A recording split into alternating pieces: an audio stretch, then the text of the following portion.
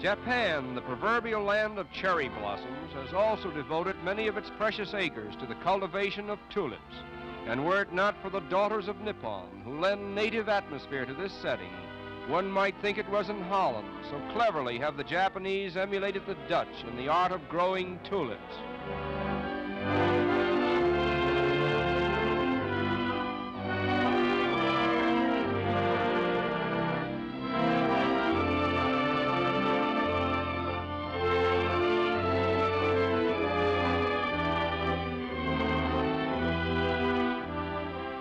One of the favorite outdoor recreations of the Japanese people is known as flower viewing, and it provides an incentive for long walks through the parks and the country, where nature and all the ramifications of her floral beauty is silently worshipped.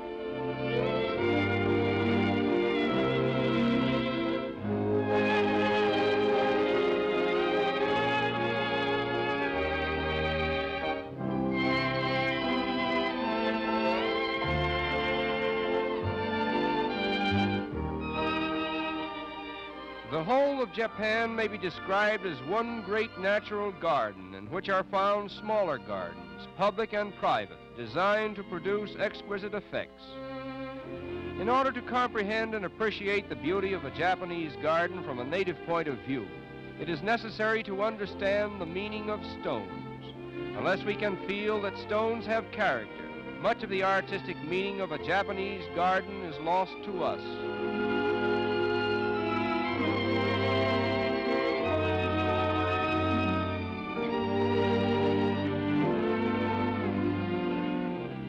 The Buddhist monks who first brought the art of landscape gardening to Japan believed it was possible to express moral lessons in the design of a garden. Consequently, gardens are often contrived according to the character of the owner, so that the typical Japanese garden expresses both the mood of nature and the mood of man.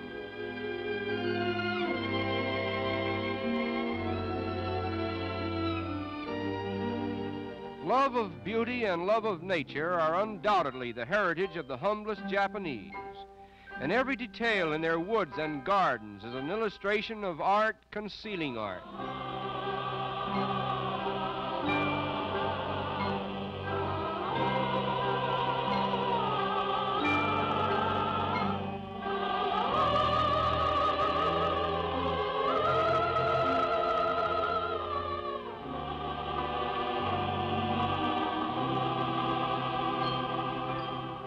Although the Japanese hold all the seasonal wonders of nature's floral pageant in high esteem, it is the cherry blossom season that captivates their hearts and inspires them with a fervor that has become their natural heritage.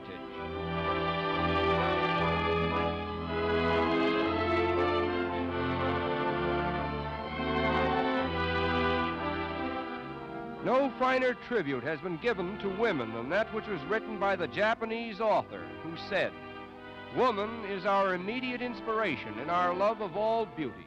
For us, her image blends with all the loveliness of nature. She is an inseparable part of the bloom of earth and the sweet vocal sister of its loveliest of blossoms. The response of our poets to her beauty is also akin to their joy in the mute but vivid appeal of the flowers and in the changing harmonies of the year."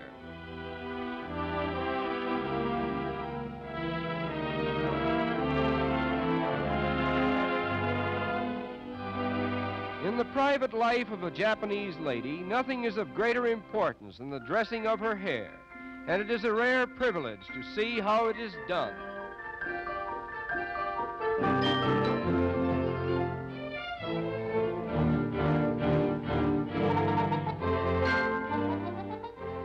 The professional hairdresser who usually calls at the homes of the wealthier class ladies first sends her apprentice to wash the hair and perfume it, immediately after which she herself arrives and the more intricate procedure begins.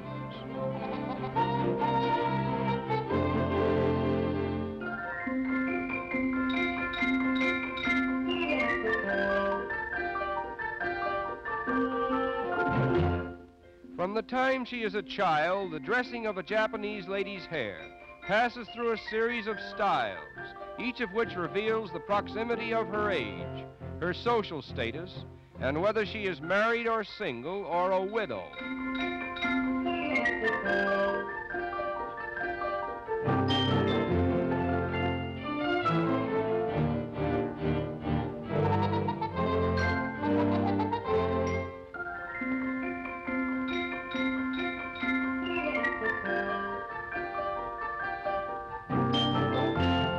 It requires from 1 to 2 hours to complete this hairdressing in all its ramifications, and this very formal procedure takes place every 3rd or 4th day, so that no small amount of the wealthier Japanese lady's time is spent with her hairdresser. It is practically impossible for the Japanese lady to dress her own hair in the traditional manner of her country, and the same is true of her kimono dressing, which also necessitates professional assistance, as each color, fold, and cord of this garment signifies something of importance.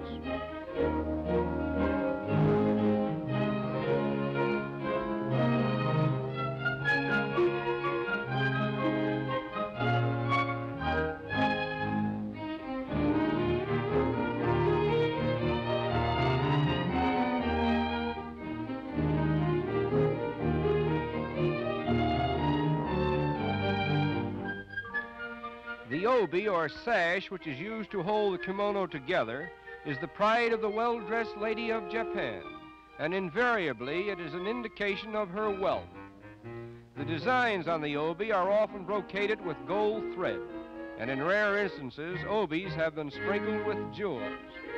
Consequently, they range in values from a few yen to several thousand yen. Each Japanese lady accumulates a great number of obis, as they represent the proudest possession of her wardrobe.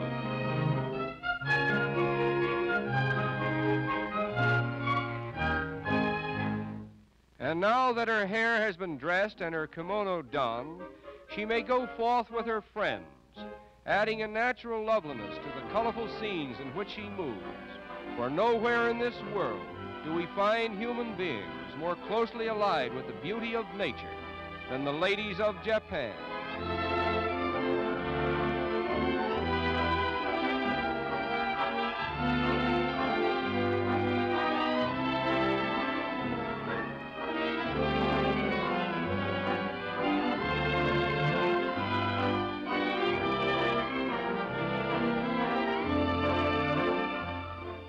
And it is here in this Oriental Garden of Eden that we say farewell to Floral Japan.